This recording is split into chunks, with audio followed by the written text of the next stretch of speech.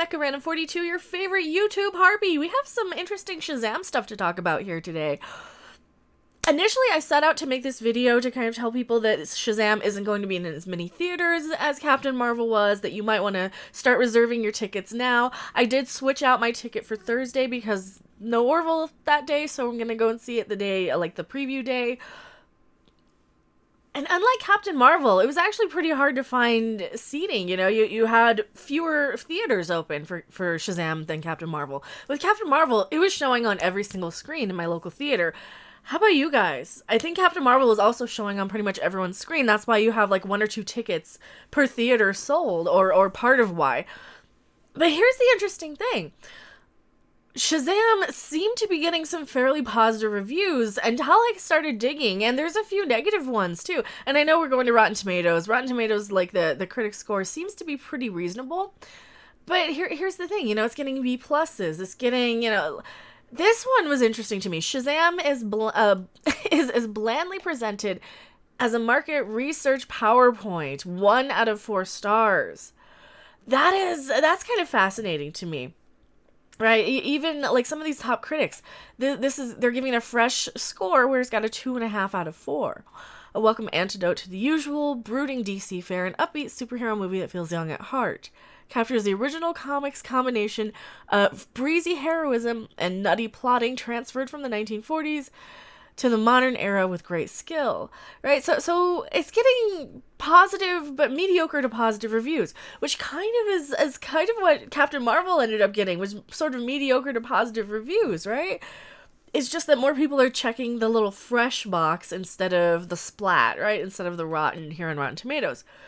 And of course you could see all these, like from, oh, I gotta move my camera over. From TheVerge.com, they really, really loved it. We're not gonna read their articles. Who is this one? GameSpot loved it. So many people loved it. The person who didn't comes from Digital Trends. So this is a weird article.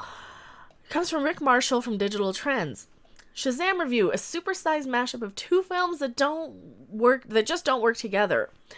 That's kind of fascinating to me, because I'm wondering if we are wanting to like Shazam more just because of our perception of Captain Marvel. Like, oh, Shazam isn't telling off the fans. Shazam isn't really calling us trolls and toxic for the most part. I mean, there was the one little Zachary Levi thing. But for the most part, they're kind of just saying, yeah, buy a ticket or not. You know, here, we made a movie. You know, which is what we want. Which is really what we want at the end of the day. But this was kind of a fascinating thing to me. So I'm going to go ahead and read this little bit of the article here for you. I'm going to move myself over. In much of marketing for Shazam leading up to the film's release, the movie was presented as a lighthearted, kid-friendly adventure that explored what would happen if a kid suddenly found himself with the abilities akin of those to Superman, able to not only wield superhuman powers, but also, and maybe more importantly for a 14-year-old boy, to pass as an adult. It was the marketing that seemed to suggest a superhero version of 1988's Big. See, that's kind of what I thought too. The trailer looked like that. Trailers and clips for the film hammered the point home, framing it as a story of wish fulfillment on a superheroic scale, filled with kid-friendly jokes about Billy using his alter ego to buy beer, hit on girls, show off, and get even with bullies. Unfortunately, the marketing only tells half the story, or rather only hints at one of the 2 very different films shoehorned together in Shazam. See, this is what I'm concerned about. Did they change it halfway through? Are they only showing us the good bits, right? It would be like if you showed me only a Captain Marvel trailer with all the cat, right? All Goose the Cat or something. Or a Guardians of the Galaxy trailer with only Baby Groot. You know, it's something like that. For every family-friendly laugh offered by Shazam, the film also features some surprisingly dark elements, from an intense car crash that leaves a contorted victim coughing blood in its wake to nightmarish creatures that bite off human heads and engage in wholesale slaughter. Shazam fluctuates wildly from kid-friendly humor to the sort of sinister elements that would seem more at home in director Sandberg's horror projects. Okay, so this actually might be pretty interesting. They might actually do the thing that we did in the 80s. You know, we had actual scary stuff. We had funny moments. We had scary moments. You know, look at movies like Secret of NIMH, Return to Oz.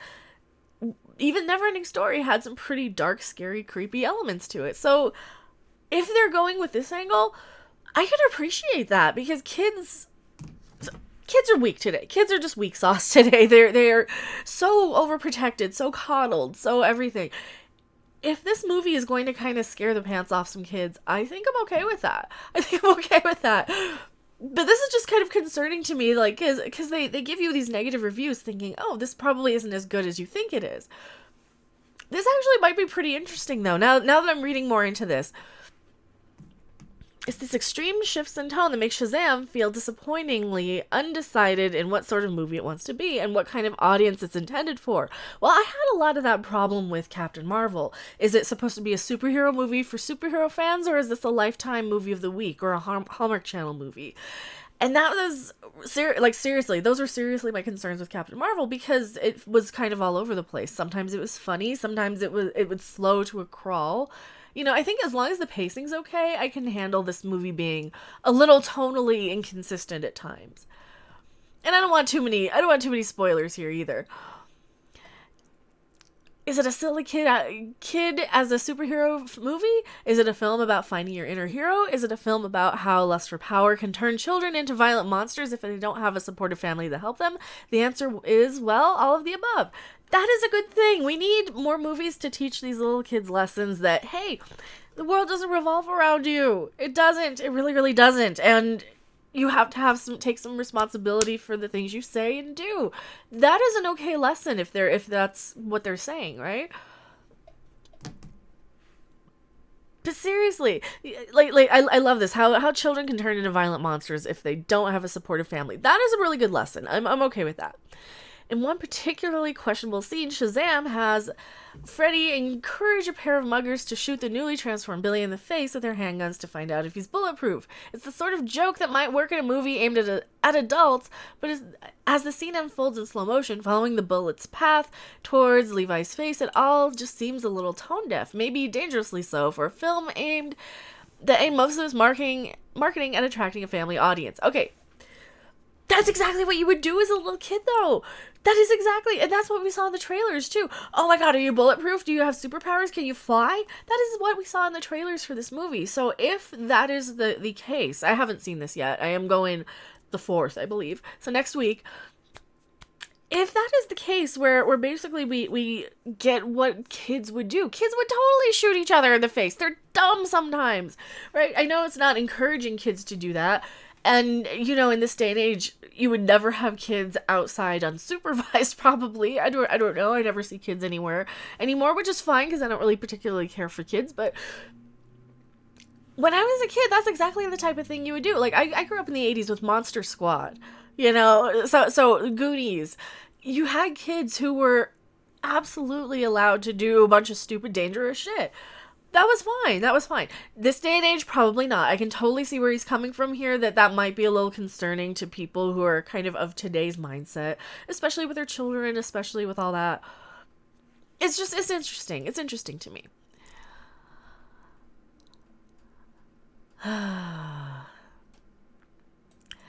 His face is followed a few seconds later by the one parent where the pair is seen gorging on junk food and throwing around ridiculous superhero names like Captain Sparklefingers, making the tonal change that much more jarring. Alright, okay, so that'll be something now that I'm kind of going to keep an eye out for when I watch this movie. Is the tone going to be something that bothers me?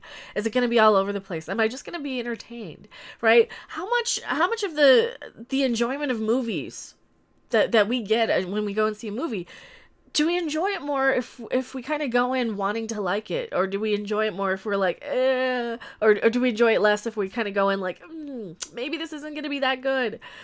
I think a lot of how we see movies is how we kind of go in with whatever mindset based on whatever review we've seen. I don't know. I could be completely wrong on that. Because like, I've certainly avoided movies that I've heard were terrible. And I've certainly gone out of my way to see movies I've heard were good. So it's kind of a fun thing to think about. These weird swings in tone keep Shazam from ever feeling like a single cohesive story, and the overall product ends up feeling like a series of individual scenes. Some silly PG superhero fun, some testing the limits of PG-13 with violence, and some that just simply leave you puzzled as to why they needed to be in the film in the first place. Well, that unsettled tone causes a heap of problems. There's still a lot to talk about. Shazam and other areas.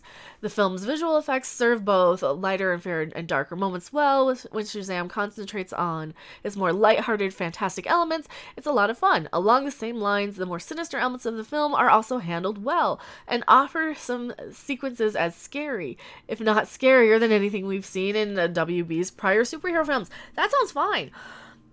I'm sorry, but some of the Warner Brothers kind of superhero films have not been very entertaining, I guess, to put it mildly. That's kind of the problem with all the superhero movies, is they are so all over the place. You know, one will be a romance comedy, one will be like a crime buddy sort of heist movie. You get a different kind of movie for whatever kind of audience you are attracting, and a lot of it is based... A lot of the kind of normie, average movie-going audience people like myself will have no knowledge of these characters prior, and your movie is what's going to sell us on whether we like the character or not, because a lot of these people we've never heard of, right? Or for me, I've probably heard of more of them by playing the pinball effects tables, so I know all about the Infinity Gauntlet stuff. I know a lot about... And that's going with Marvel, though, not so much DC. They don't really have the DC tables and pinball effects, but I know a good chunk of the characters before the movies come out, just from pinball.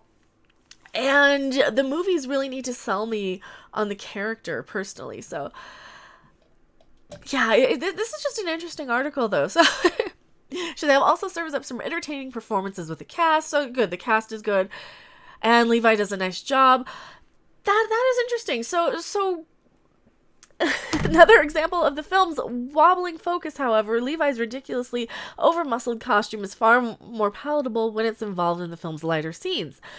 When a scene calls for stoicism or unfolds during one of the story's serious or scary moments, Levi's appearance feels akin to having Adam West turn up in Christopher Nolan's The Dark Knight. Okay, that is interesting to me, because in my head, I know I'm watching like a superhero movie and it's going to be kind of ridiculous in parts because it's a superhero movie. Superheroes are kind of OP in a lot of ways. They're not really super realistic. That's an interesting criticism. So now I'm going to probably go into this movie thinking about that. Although Shazam had a fair share of problems maintaining a constant tone, some of the unique thematic elements tries to deliver payoff in big ways. Sorry, I'm like super congested. It's allergy season and I'm miserable. So if I stumble on stuff, it's because I'm like holding off sneeze, holding off allergies. When its willingness to take some risks with characters succeed, Shazam flies high and makes it easy to see the potential of the movie and its colorful lead characters. Unfortunately, the narrative whiplash that comes from a film trying to appeal to the extremes of very different audiences works against it, and the result is a movie that feels like a mashup of two otherwise entertaining films that just don't work well together. Alright, so that's like super interesting, right? Tell me what you think of this. Do you think we're going to that we can like go in and perceive this movie to be better than it is and have a better time than we might initially have kind of going in cold? Do you think that the reviews really affect us that much as what we think of a movie? Do you think Shazam is actually going to be like the best movie that we've seen in a long time, or is this one negative review going to kind of stick in your brain and you're going to be looking for that? Because I know I'm going to be looking for that now. But of course, I criticize. I have to nitpick. It's part of the job of criticizing movies. You have to like find something to say you could improve on this or you could improve on that. So thank you guys so much for watching. I am Mecha Random 42. Let's see. P.O. Box 1566, Loveland, Colorado 80539.